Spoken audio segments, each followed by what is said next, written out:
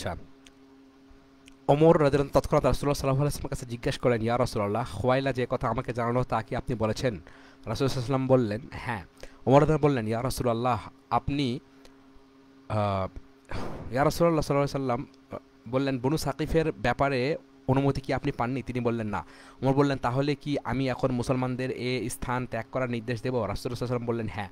ওমর রাদিয়াল্লাহু তখন মুসলিম বাহিনীকে যাত্রা করার নির্দেশ দিলেন।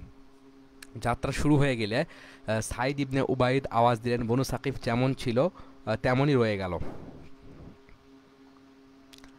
জনক সাহাবী বললেন, হে ওয়াইনা, মুশরিকরা আল্লাহ রাসূলকে প্রত্যাখ্যান করলো আর তুমি তাদের প্রশংসা করছো, অথচ তুমি এসেছো রাসূলুল্লাহ সাল্লাল্লাহু আলাইহি ওয়াসাল্লামের পক্ষ থেকে লড়াই করতে। ধিক তোমাকে। তিনি বললেন, আসলে আমি তোমাদের পক্ষে বনু সাকিফের বিরুদ্ধে যুদ্ধ করব সেজন্য আসিনি। আমি এসেছি এই উদ্দেশ্যে যে মুহাম্মদ তায়েফ জয় করলে আমি বনু সাকিফের একটা মেয়েকে হস্তগত করব, যাতে সেই মেয়ের গর্ভে আমার একটা পুত্র জন্ম নেয়, কারণ বনু সাকিফ অত্যন্ত তীক্ষ্ণ মেধার অধিকারী।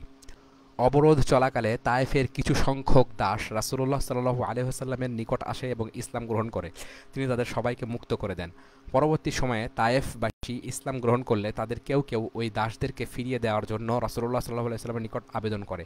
আবেদনকারীদের মধ্যে হারেস ইবনে কালদা ছিলেন অন্যতম। তিনি তাদের না সূচক জবাব দেন এবং বলেন, ওরা আল্লাহর মুক্ত বান্দা, ওদেরকে আমি ওদেরকে আবার আমি দাসত্বের নিগড়ে আবদ্ধ করতে পারি না। মোট ১২ জন সাহাবী তায়েফে শাহাদত বরণ করেন। তোর মধ্যে ৭ জন কুরাইশ, ৪ জন আনসার এবং ১ জন বনু লাইস গোত্রের। যুদ্ধ ও অবরোধ শেষে রাসূলুল্লাহ সাল্লাল্লাহু আলাইহি ওয়াসাল্লাম তায়েফ ত্যাগ করলে বুজাইর ইবনে জুহাইর তায়েফ ও হুনাইনের বর্ণনা দিয়ে একটি কবিতা আবৃত্তি করেন, যার মর্ম হলো, হুনাইনের প্রান্তরে সমবেত হওয়ার দিনে, আওতাসে সমবেত হওয়ার প্রভাতকালে এবং বিদ্যুৎ চমকানোর দিন সম্ভবত তায়েফে তুমুল যুদ্ধ বেঁধে গিয়েছিল। প্রতারণার মাধ্যমে হাওয়াজিন তার জনতাকে সমবেত করেছিল। শেষ পর্যন্ত তারা নির্ভ্রষ্ট শতদা বিভক্ত পাখির মতো হলো। আমাদের কোনো অবস্থান গ্রহণকেই তারা বাধাগ্রস্ত করতে পারেনি, পেরেছে শুধু তাদের প্রাচীর ও খন্দকের ভেতরটা ঠেকিয়ে রাখতে। তায়েববাসী যাতে বেরিয়ে আসে সেজন্য চেষ্টা করলাম, কিন্তু দরজা বন্ধ করে তারা তাদের ঘরে নিরাপদ জায়গায় লুকিয়ে থাকলো। তারা অনুতপ্ত হয়ে একদিন ফিরে যাবে সেই বিশাল রকায় বাহিনীর কাছে, যে বাহিনী মৃত্যুর দীপ্ত গৌরবে উদ্ভাসিত, যে বাহিনীর সমাবেশে সবুজ আভা পরিস্ফুট। নাজদের হাজান পর্বতে যদি তাকে চালিত করা হয় তবে সে পর্বত নিশ্চিহ্ন হয়ে যাবে। বন্যের সিংহরা কাঁটাযুক্ত ঘাসের উপর দিয়ে যেভাবে চলে আমরা সেইভাবে চলি, যেন আমরা দ্রুতগামী ঘোড়া, যা চলার পথে কখনো বিক্ষিপ্ত হয়ে যায় আবার মিলিত হয়। সব রকমের যুদ্ধ বর্মই আমরা পরে থাকি। এসব বর্মই আমাদের দুর্গের কাজ করবে, যেমন অগভীর কুয়ার ভেতরে পঞ্জীভূত বাতাস বেরিয়ে গেলে তা দুর্গের মতো ব্যবহৃত হয়ে থাকে। বর্মগুলো এত দীর্ঘ যে তা আমাদের জুতা স্পর্শ করে, এবং তা দাউদ আলাইসাল্লাম এবং হীরার বাদশাহ আমর ইবনে হিন্দের তৈরি বর্মের মতো সুনির্মিত। হাওয়াজিনের জমিজমা, যুদ্ধবন্দী এবং তাদের কিছু সংখ্যক লোককে ইসলামের দিকে আকৃষ্ট করার জন্য উপঢৌকন দান এবং কিছু লোককে পুরস্কার প্রদানের বিবরণ। রাসূলুল্লাহ সাল্লাল্লাহু আলাইহি সাল্লাম সাহাবীগণ ও হাওয়াজিনের বিপুল সংখ্যক যুদ্ধবন্দীকে সাথে নিয়ে তায়েফ থেকে জিরানাতে গিয়ে যাত্রার বিরতি করলেন। ইতিপূর্বে সাকিফের অপরাধ ত্যাগ করে তাদের চলে যাওয়ার সময় একজন সাহাবী তাকে বনু সাকিফের জন্য বদদোয়া করতে বললেন। জবাবে তিনি বললেন, হে আল্লাহ, সাকিফকে হিদায়াত দান করো, আমার কাছে হাজির করো। হাওয়াজিনের একটি প্রতিনিধি দল জিরানাতে এসে তার সাথে দেখা করল। তখন রাসূলুল্লাহ সাল্লাল্লাহু আলাইহি সাল্লামের সাথে হাওয়াজিন গোত্রের ৬,০০০ নারী ও শিশু যুদ্ধবন্দী ছিল, আর উট ও বকরির সংখ্যা নির্ণয় করা যায়নি। প্রতিনিধিরা বলল, হে আল্লাহ রাসূল, আমরা আপনার জাতিগোষ্ঠী ও জাতীয় স্বজন, আমাদের উপর কি ভয়াবহ বিপদ আপতিত তা আপনার অজানা নেই। অতএব আমাদের প্রতি আপনি অনুগ্রহ করুন, আল্লাহ আপনার উপর অনুগ্রহ করবেন। হাওয়াজিনের এক ব্যক্তি উঠে দাঁড়ালো। তার অব্যবহিত পর বনু সাদ ইবনে বকরের আরেকজন উঠে দাঁড়ালো। এই ব্যক্তি হলো জুহাইর ওরফে আবু সুরাদ, বনু সাদ ইবনে বকরের গোত্রের। সে বলল, ইয়া রাসূলুল্লাহ, যুদ্ধবন্দীদের ভেতর আপনার ফুফু খালা ও আপনার লালন পালনকারিনী রয়েছে। লালন পালনকারী বলতে দুগ্ধ দাত্রীদের বোঝানো হয়েছে। রাসূলুল্লাহ সাল্লাল্লাহু আলাইহি ওয়াসাল্লামের দুধমাতা হালিমা এই বনু সাদ গোত্রের মহিলা ছিলেন এবং তা হাওয়াজিনেরই একটি শাখা। আচ্ছা, আমরা যদি হারেস ইবনে আবু শিমার অথবা নোমান ইবনে মনজিরকে দুধ খাওয়াতাম এবং তারা যদি আজ আপনার জায়গায় অধিষ্ঠিত হতো, তাহলে তারাও আমাদের প্রতি সহানুভূতিশীল হতো। আপনি তো তাদের চেয়ে উত্তম। রাসূলুল্লাহ সাল্লাল্লাহু আলাইহি ওয়াসাল্লাম বললেন, তোমরা তোমাদের সম্পদ এবং স্ত্রী শিশুদের মধ্যে কোনটিকে অগ্রাধিকার দিতে চাও? তারা বলল, আপনি যদি দুটোর একটাই নিতে বলেন তাহলে আমাদের শিশু ও মহিলাদেরকেই ফিরিয়ে দিন। তিনি বললেন, যেসব মহিলা ও শিশু আমার ও বনু আব্দুল মুত্তালিব গোষ্ঠীর কাছে আছে তাদেরকে আমি দিয়ে দিচ্ছি, আর বাদবাকির জন্য তোমরা জোহরের নামাজের সময় জামায়াতে হাজির হও। তখন মুসলমানদের সবার কাছে এই বলে আবেদন জানাবে যে আমরা আমাদের স্ত্রী শিশুদের ফেরত চাই। যারা মুসলমানদের কাছে রয়েছে তাদের জন্য রাসূলুল্লাহ সাল্লাল্লাহু আলাইহি সাল্লামকে অনুরোধ করছি তিনি যেন মুসলমানদেরকে সুপারিশ করেন, আর যারা রাসূলুল্লাহ সাল্লাল্লাহু আলাইহি সাল্লামের নিকট রয়েছে তাদের জন্য মুসলমানদেরকে অনুরোধ করছি তারা যেন রাসূলুল্লাহ সাল্লাল্লাহু আলাইহি সাল্লামকে অনুরোধ করেন। তখন আমি আমার কাছে যারা রয়েছে তাদেরকে ফেরত দেবো এবং মুসলমানদেরকে অনুরোধ করব যেন তারাও ফেরত দেয়। জোহরের নামাজের পর হাওয়াজিন ও বনু সাদের প্রতিনিধিরা রাসূলুল্লাহ সাল্লাল্লাহু আলাইহি ওয়াসাল্লামের নির্দেশ মতো কাজ করলো। রাসূলুল্লাহ সাল্লাল্লাহু আলাইহি ওয়াসাল্লাম তাদের সামনে ঘোষণা করলেন, আমার ও বনু আব্দুল মুত্তালিবের কাছে যারা আছে তাদেরকে ফেরত দিলাম। সঙ্গে সঙ্গে মুহাজির ও আনসারগণ বললেন, আমাদের কাছে যারা আছে আমরা তাদেরকে রাসূলুল্লাহ সাল্লাল্লাহু আলাইহি ওয়াসাল্লামের কাছে সমর্পণ করলাম। কেবল আকরা ইবনে হারেস নিজের ও বনু তামিমের, ওয়াইনা ইবনে হিসেন নিজের ও বনু ফুজারের এবং আব্বাস ইবনে মিরদাস নিজের ও বনু সুলাইমের পক্ষ থেকে এই আবেদনে সাড়া দিল না। কিন্তু বনু সুলাইম আব্বাসকে অগ্রাহ্য করে বলল, আমাদের যার কাছে যত নারী ও শিশু আছে তাদেরকে রাসূলুল্লাহ সাল্লাল্লাহু আলাইহি ওয়াসাল্লামের হাতে অর্পণ করলাম। এতে আব্বাস নাখোশ হয়ে বললেন, তোমরা আমাকে দুর্বল করে দিলে। রাসূলুল্লাহ সাল্লাল্লাহু আলাইহি ওয়াসাল্লাম বললেন, তোমাদের মধ্যে যারা নিজ নিজ অধিকার ত্যাগ করতে চাও না তাদেরকে আমি প্রতিশ্রুতি দিচ্ছি যে এরপর সর্বপ্রথমে যে যুদ্ধবন্দী আমার হস্তগত হবে তা থেকে তাদের প্রত্যেককে একটির বদলে 6টি করে দেব। কাজেই এদের শিশু ও নারী ফেরত দাও। অতঃপর রাসূলুল্লাহ সাল্লাল্লাহু আলাইহি সাল্লাম হাওয়াজিনের প্রতিনিধিদের জিজ্ঞেস করলেন, মালিক ইবনে আওফের খবর কি? তারা বলল, সে তায়েফে বনু সাকিফের সাথে রয়েছে।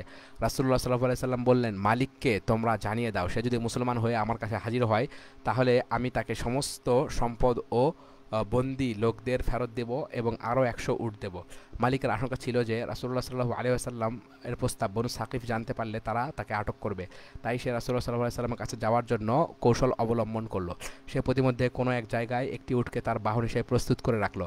তারপর তায়েফ থেকে গভীর রাতে একটি ঘোড়ায় চড়ে ওই উটের কাছে পৌঁছালো।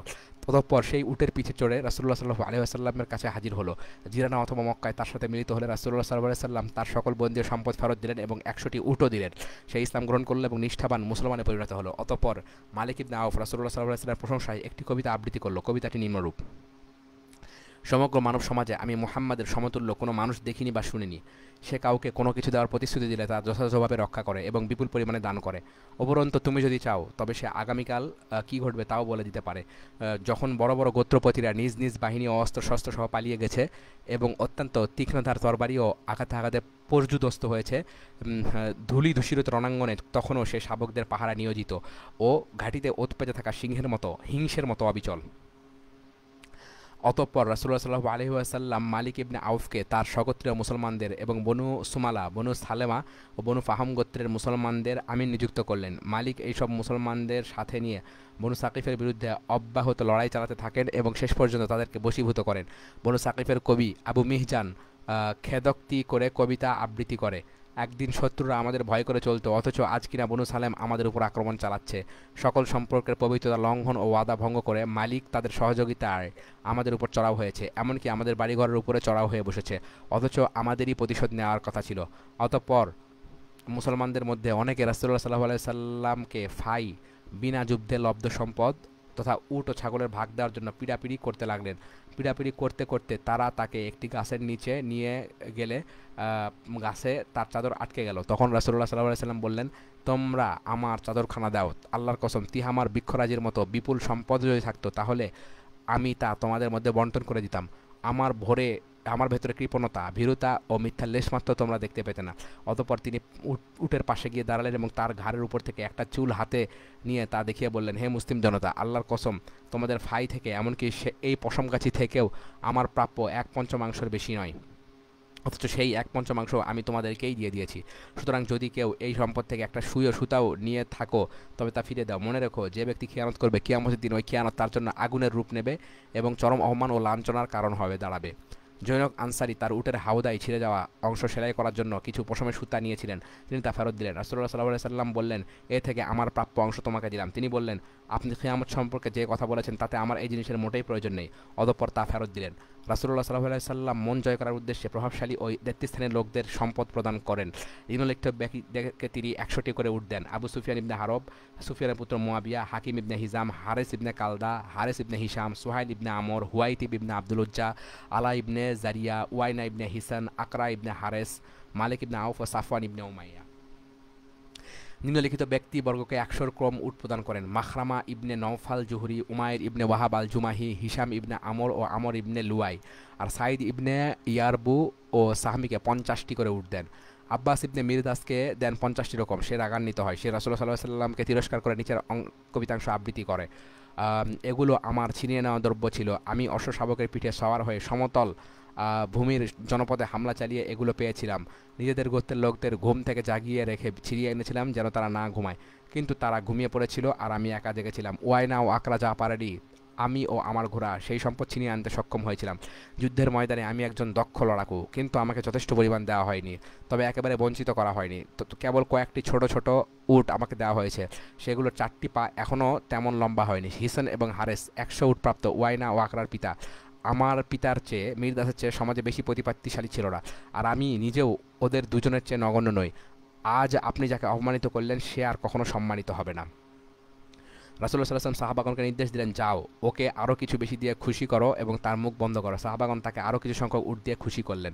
আবু সাঈদ খুদরি রাদিয়াল্লাহু আনহু বলেন, রাসূলুল্লাহ সাল্লাল্লাহু আলাইহি ওয়াসাল্লাম কুরাইশ ও অন্যান্য আরব গোত্রের নেতাদের প্রতি এরূপ বদান্যতা প্রদর্শন করায় এবং আনসারগণকে কিছুই না দেওয়ায় তারা খুবই অসন্তুষ্ট হন এবং কেউ কেউ আপত্তিকর কথাবার্তা বলা শুরু করেন।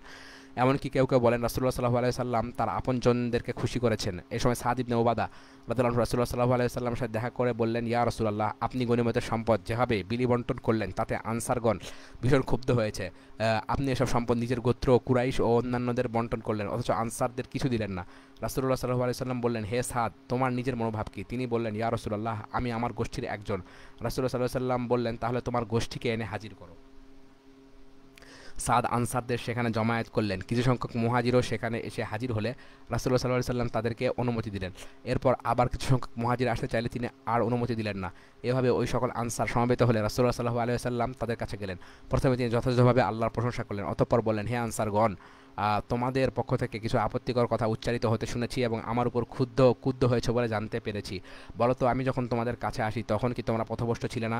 অতঃপর আল্লাহ কি তোমাদেরকে হেদায়েত দান করেননি? তোমরা কি দরিদ্র ছিলে না? অতঃপর আল্লাহ কি তোমাদেরকে সচ্ছল করেননি? তোমরা কি পরস্পরের শত্রু ছিলে না? অতঃপর আল্লাহ কি তোমাদের পরস্পর কাছে প্রিয় করে দেননি? তারা বলল, হ্যাঁ, আল্লাহ ও আল্লাহর রাসূলই আমাদের উপর সবচেয়ে বেশি অনুগ্রহ করেছেন।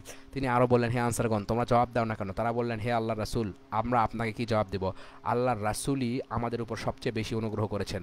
রাসূলুল্লাহ সাল্লাল্লাহু আলাইহি ওয়াসাল্লাম বললেন, তোমরা আমাকে বলতে পারো যে তুমি আমাদের কাছে এসেছিলে এমন অবস্থায় যখন কেউ তোমার উপর ঈমান আনেনি। আমরাই কেবল ঈমান এনেছিলাম। সবাই তোমাকে নির্যাতন করেছিল, শুধু আমরাই তোমাকে সাহায্য করেছিলাম। তোমাকে তাড়িয়ে দেওয়া হয়েছিল এবং আমরাই তোমাকে আশ্রয় দিয়েছিলাম। তুমি অসহায় অবস্থায় আমাদের কাছে এসেছিলে, আমরা তোমাকে আপনজন করে নিয়েছিলাম। এ কথাগুলো বললে তোমাদের মোটেই মিথ্যা বলা হবে না এবং সবাই তার সত্যতা স্বীকার করবে। হে আনসারগণ, দুনিয়ার এই ক্ষণস্থায়ী সম্পদের জন্য তোমরা আমার উপর অসন্তুষ্ট হয়ে গেলে এক শ্রেণীর লোককে তো আমি ইসলাম দরদি করার চেষ্টা করলাম। তোমাদের ঈমান ও ইসলামের উপর তো আমি আগেই আস্থাবান ছিলাম। এটা কি তোমাদের পছন্দ হয়নি? হে আনসারগণ, তোমরা কি এতে খুশি নও যে লোকেরা উট ও বকরিরে চলে যাক আর তোমরা তার বদলে আল্লাহ রাসূলকে নিয়ে যাও? যে আল্লাহর হাতে মুহাম্মাদের প্রাণ, তার শপথ করে বলছি, আমাকে যদি হিজরত করে না আসতে হতো তাহলে আমি তোমাদেরই মতো একজন আনসার হতাম। সবাই যদি এক পথে চলে আর আনসাররা যদি ভিন্ন পথে চলে, আমি আনসারদের পথ ধরেই চলবো। হে আল্লাহ, তুমি আনসারদের প্রতি রহমত বর্ষণ করো, তাদের সন্তানদের উপর এবং তার সন্তানদের বংশধরের উপরও রহমত বর্ষণ করো। রাসূলুল্লাহ সাল্লাল্লাহু আলাইহি ওয়াসাল্লামের এই ভাষণে আনসার সাহাবীগণ এত কাঁদলেন যে দাড়ি পর্যন্ত সিক্ত হয়ে গেল। তারা সমস্যায় বলে উঠলেন, আমরা আমাদের ভাগে আল্লাহ রাসূল সাল্লাল্লাহু আলাইহি ওয়াসাল্লামকে পেয়েই সন্তুষ্ট এবং তাতেই গৌরবান্বিত। অতঃপর রাসূল সাল্লাল্লাহু আলাইহি ওয়াসাল্লাম চলে গেলেন। মুসলমানরাও যে যার মতো কাজে চলে গেল। জিরানা থেকে রাসূল সাল্লাল্লাহু আলাইহি ওয়াসাল্লামের উমরা পালন। রাসূল সাল্লাল্লাহু আলাইহি ওয়াসাল্লাম আত্তাব ইবনে উসাইদকে সাময়িকভাবে মক্কার শাসনকর্তা নিয়োগ করেন এবং আত্তাব মুসলমানদের সাথে নিয়ে 8ম হিজরি সনে হজ পালন করেন। ইবনে ইসহাক বলেন, অতঃপর রাসূল সাল্লাল্লাহু আলাইহি ওয়াসাল্লাম জিরানা থেকে উমরার উদ্দেশ্যে রওনা হলেন। মাররুজ জাহরানের নিকটবর্তী মাজান্নাতে বিজয়লব্ধ অবশিষ্ট সম্পদ সংরক্ষণ করার নির্দেশ দিলেন। উমরা সমাপন করে তিনি মদিনা চলে গেলেন এবং আত্তাব ইবনে উসাইদ রাদিয়াল্লাহু আনহুকে সাময়িকভাবে মক্কার শাসনকর্তা নিয়োগ করলেন। মুসলিম জনগণকে ইসলামের বিস্তারিত বিধান ও কুরআন শিক্ষা দেওয়ার উদ্দেশ্যে আত্তাবের সাথে মুআয ইবনে জাবালকেও রাদিয়াল্লাহু আনহু রেখে গেলেন। রাসূলুল্লাহ সাল্লাল্লাহু আলাইহি ওয়াসাল্লাম বিজয়লব্ধ অবশিষ্ট সম্পদ সাথে করে মদিনায় নিয়ে গেলেন। তিনি এই উমরা সম্পন্ন করেন জুলকাদা মাসে। তাই তার মদিনা গমন সংঘটিত হয়েছিল জুলকাদার শেষাংশ অথবা জুলহাজের প্রথমাংশে। ইবনে ইসহাক বলেন, আরবদের প্রচলিত নিয়মেই সে বছরের হজ সম্পন্ন হয়। আত্তাব রাদিয়াল্লাহু আনহু মুসলমানদের সঙ্গে হজ পালন করেন। ইবনে হিশাম বলেন, জাহিদ ইবনে আসলাম থেকে বর্ণিত আছে, নবী সাল্লাল্লাহু আলাইহি ওয়াসাল্লাম আত্তাবকে মক্কা শাসক হিসেবে নিয়োগ করার পর তাকে দৈনিক 1 দিরহাম করে ভাতা দেন। তিনি একদিন মুসলমানদের উদ্দেশ্যে ভাষণ দিতে গিয়ে বলেন, 1 দিরহাম ভাতা পেয়েও যার তৃপ্তি হয় না, আল্লাহ তাকে কখনো তৃপ্ত করবেন না। আল্লাহ রাসূল সাল্লাল্লাহু আলাইহি সাল্লাম রাসূলুল্লাহ সাল্লাল্লাহু আলাইহি সাল্লাম আমাকে দৈনিক 1 দিরহাম করে ভাতা ঠিক করেছেন। এখন আমি কারো মুখাপেক্ষী নই। এটা ছিল অষ্টম হিজরির সন। রাসূলুল্লাহ সাল্লাল্লাহু আলাইহি সাল্লাম তায়েফ ত্যাগের পর থেকে জুলকাদা মাস থেকে নিয়ে নবম হিজরি সনের রমজান পর্যন্ত তায়েফবাসী শিরক ও ইসলামের বিরুদ্ধে অবিচল থাকে। তায়েফ ত্যাগের পর কাব ইবনে জুহাইর ইসলাম গ্রহণ। রাসূলুল্লাহ সাল্লাল্লাহু আলাইহি সাল্লামের তায়েফ ত্যাগের পর বুজাইর ইবনে জুহাইর তার ভাই শনিবারসিত বিশিষ্ট কবি কাব ইবনে জুহাইরকে চিঠি মারফত জানায় যে মক্কায় যারা রাসূলুল্লাহ সাল্লাল্লাহু আলাইহি সাল্লামের নিন্দাসূচক কবিতা রচনা করত তাদের অনেককে তিনি হত্যা করেছেন। কুরাইশ কবিদের মধ্যে ইবনে জাবিয়ারি ও হুবাইরা প্রমুখ পালিয়ে আত্মহত্যা করে। তুমি যদি বাঁচতে চাও তবে কাল বিলম্ব না করে রাসূলুল্লাহ সাল্লাল্লাহু আলাইহি সাল্লামের কাছে হাজির হও। যে ব্যক্তি মুসলমান হয়ে ও তাওবা করে তার কাছে ফিরে আসে তাকে তিনি হত্যা করেন না। আর যদি তা না করে দুনিয়া যেখানে নিরাপদ মনে করো সেখানে আশ্রয় নাও। ইতিপূর্বে কাব এক কবিতায় বলেছিল, বুজাইরের কাছে আমার এই বার্তা পৌঁছে দাও, আমি যা বলেছি তা গ্রহণ করতে কি তোমার প্রবৃত্তি হয়? আর যদি তা গ্রহণ না করো তাহলে আমাকে জানাও অন্য কোনো জিনিসের প্রতি আগ্রহী। তুমি কি সেই স্বভাব চরিত্রের প্রতি আগ্রহী যা আমি তার পিতামাতার মধ্যে দেখিনি, অর্থাৎ মুহাম্মাদের, এবং তুমি তোমার পিতামাতার মধ্যেও দেখোনি? আমার কথা যদি তুমি গ্রহণ না করো তাহলে আমি দুঃখ করব না, এবং তুমি ভুল করে ক্ষতিগ্রস্ত হলে আর শুধরে দেব না। বিশ্বস্ত মানুষটি তোমাকে সেই বিশেষ স্বভাব চরিত্র গড়ার উদ্দেশ্যে নতুন পানীয় পান করিয়েছে। কাব এই কবিতাটি বুজাইরের নিকট পাঠায় এবং বুজাইর তা রাসূলুল্লাহ সাল্লাল্লাহু আলাইহি ওয়াসাল্লামকে পড়ে শোনায়। তিনি যখন শুনলেন বিশ্বস্ত মানুষটি তোমাকে নতুন পানীয় পান করিয়েছে তখন বললেন, কাব মিথ্যাবাদী হলেও এ কথা সত্য বলেছে, আমি সেই বিশ্বস্ত মানুষ। পুনরায় যখন আবৃত্তি করা হলো, তুমি কি সেই স্বভাব চরিত্রের প্রতি আগ্রহী যা তার পিতামাতার মধ্যে তুমি দেখোনি? তখন রাসূল সাল্লাল্লাহু আলাইহি ওয়াসাল্লাম বলেন, হ্যাঁ, সে তার পিতামাতার মধ্যে এই চরিত্র দেখেনি। ইবনে ইসহাক বলেন, বুজাইরের চিঠি পেয়ে কাব চোখে শস্য ফুল দেখতে লাগলো। প্রাণের ভয়ে তার অন্তরাত্মা শুকিয়ে গেল। তার আশেপাশে তার শত্রুভাবাপন্ন যারা ছিল তারা তাকে আরও ভীত সন্ত্রস্ত করার জন্য বলতে লাগলো।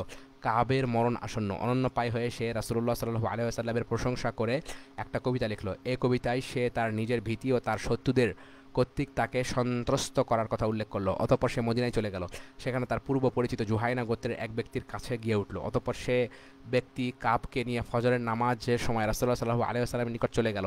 সে রাসূলুল্লাহ সাল্লাল্লাহু আলাইহি ওয়াসাল্লামের সাথে নামাজ পড়ল। অতঃপর রাসূলুল্লাহ সাল্লাল্লাহু আলাইহি ওয়াসাল্লামের দিকে ইঙ্গিত করে কাবকে বলল, তিনি রাসূলুল্লাহ, তুমি তার কাছে গিয়ে নিরাপত্তা প্রার্থনা করো। কাব তৎক্ষণাৎ রাসূলুল্লাহ সাল্লাল্লাহু আলাইহি ওয়াসাল্লামের নিকট গিয়ে তার সামনে বসে পড়ল এবং তার সাথে হাত মিলালো।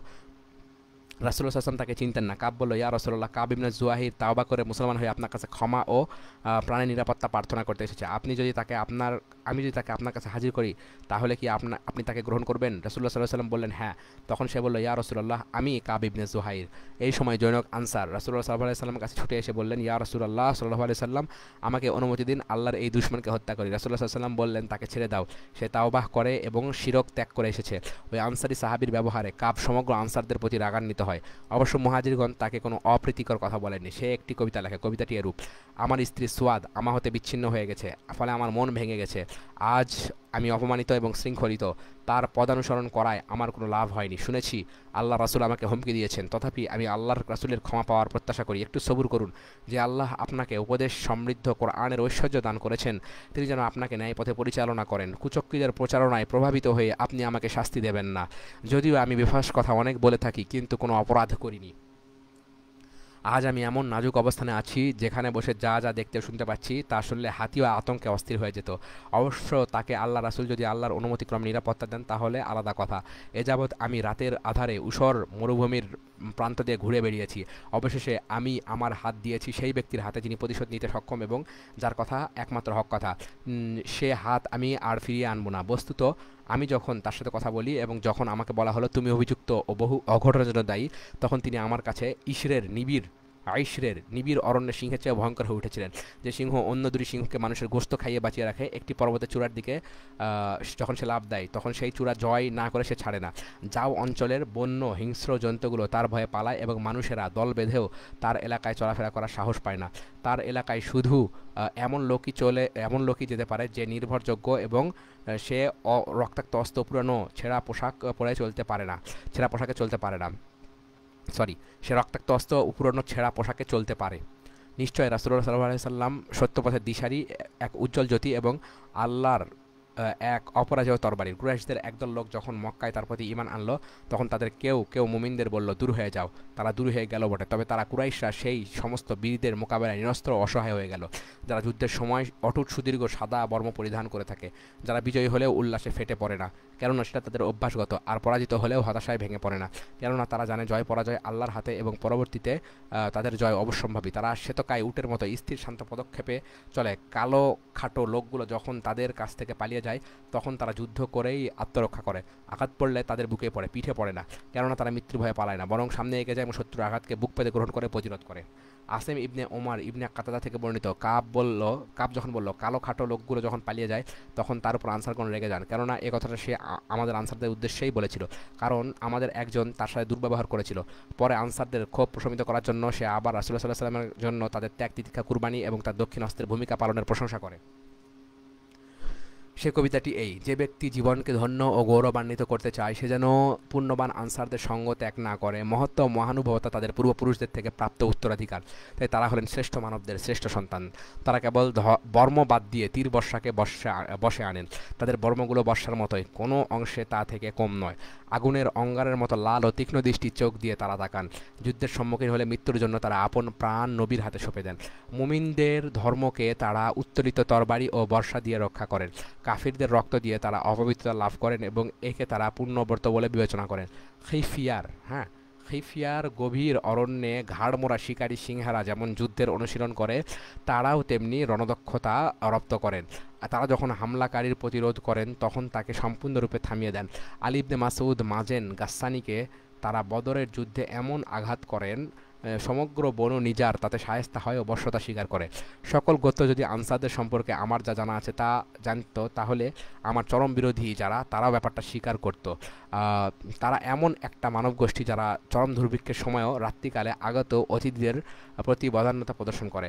তারা গাসসানের এমন এক সম্ভ্রান্ত বংশীয় লোক যাদের আভিজাত্যে কোনো ত্রুটি খুঁজে পাওয়া যায় না। ইবনে হিশাম বলেন, নিজের স্ত্রী সুয়াদ সম্পর্কিত কবিতাটি আবৃত্তি করার সময় রাসূলুল্লাহ সাল্লাল্লাহু আলাইহি ওয়াসাল্লাম বললেন, এ কবিতায় তোমার আনসারদের প্রশংসা করা উচিত ছিল, কেননা তারা তার উপযুক্ত বটে। তখন কাব এই শেষোক্ত কবিতাটি আবৃত্তি করেন।